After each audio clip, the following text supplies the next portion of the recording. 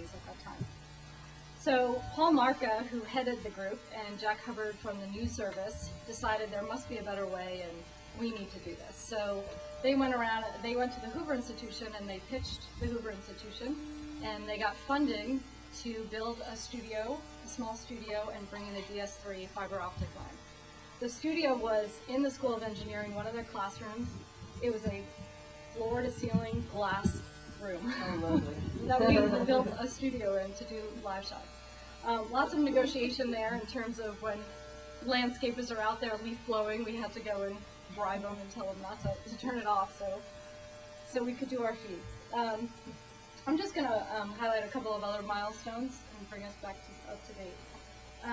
In 1995, President Gerhard Casper launched the Stanford Channel, which was an unused cable television bandwidth on Channel 51, and that was to support his commission on technology and teaching and learning.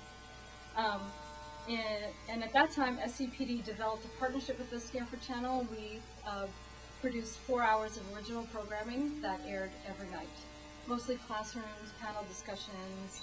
They had 2 talk shows, and there was, every once in a while, they did a standalone documentary. In 1997, that's when I joined Stanford, we actually received a loan from the university to buy our first multi-camera flight pack system. And we did this to capitalize on the constant change in the demand of the university. And we were able to produce our first television series called Uncommon Knowledge. Some of you may have seen it. We were able to, please come in. There's chairs up here. Sneak in. One right here. So Uncommon Knowledge, we broadcasted that series on local and national PBS stations for 9 seasons, so we were really proud of that. We were also at that time were able to support the new Stadia vision. The Stanford Athletics bought their first video boards for the home football games, so we would roll in our flight packs every single game and roll them out after every single game, but we were able to provide live footage of the game and graphics and animations and replays, so that was pretty exciting. In 1999, SCPD renamed our group to Stanford MediaWorks, and it really kind of made more sense because we were television, we were documentaries, and we were web, so we kind of supported all 3 of those entities. And in 1999, we produced our first live webcast, and it was with Doug Engelbart's Unfinished Revolution. And it was a 30-year celebration of his contributions to the computer revolution. For those of you who don't know Doug Engelbart, he was the first inventor of the mouse. So that was pretty exciting. We also in '99 started a partnership with the vascular surgery department, and we did a lot of live webcasts and 2-way transmissions of their surgeries to a conference across campus. So we did 2-way audio, 1-way video, and then took that final product and sent it out live on the web as well. So as the demand grew for more sophisticated projects, we didn't quite fit the School of Engineering's mission anymore. So in 2000, we were reassigned to a new organization called Learning Technology and Extended Education, and Stanford Media Solutions was formed. They brought in the Stanford Channel as well as Stanford Video Productions, which was a group headed by Catherine O'Brien out of the Alumni Association. So now we were this big group, and 6 months into that group, Media Solutions decided to downsize and dissolve. They dissolved the documentary group, they dissolved the Stanford Channel, they moved the web group to the libraries, and we were now repositioned with University Communications.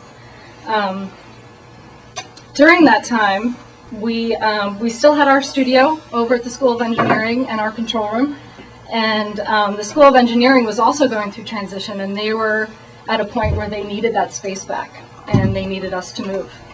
So the first thing that we did was I immediately partnered up with Capital Planning here on campus, and we started looking for spaces, which, if you can imagine, space at Stanford is it's a high commodity. It's not very easy to find. So in that time, it probably took us about we probably looked for about 6 months or so.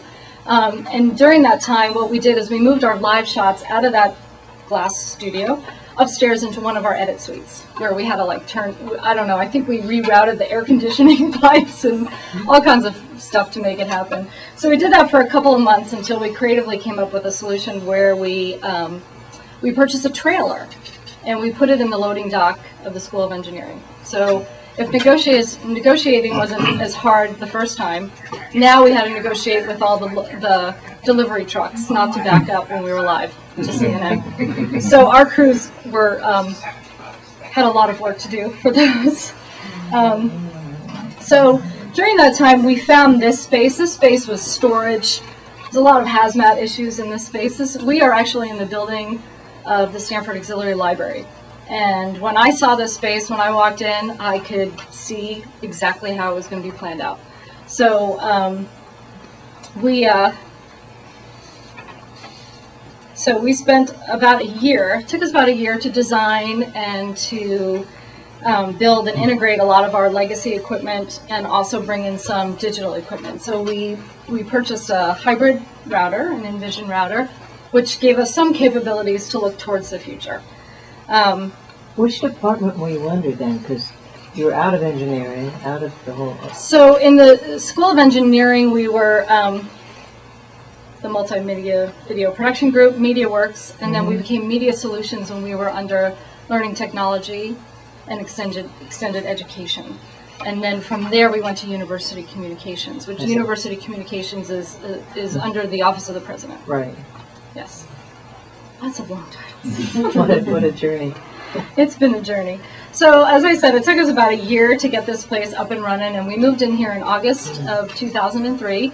There are 7 of us on staff, and we rely heavily on our freelance base. We probably have 25 people we call on pretty often. We keep these guys pretty busy. And the great thing is that we've been working together with these guys. I think I'm working with most of the same freelancers, so we keep them pretty busy and pretty employed. So with that, I brought us into our space, and I'm going to hand it over to Gordon, and he's going to talk more in detail about our technologies and workflows that we have put in place since we moved in. So thanks.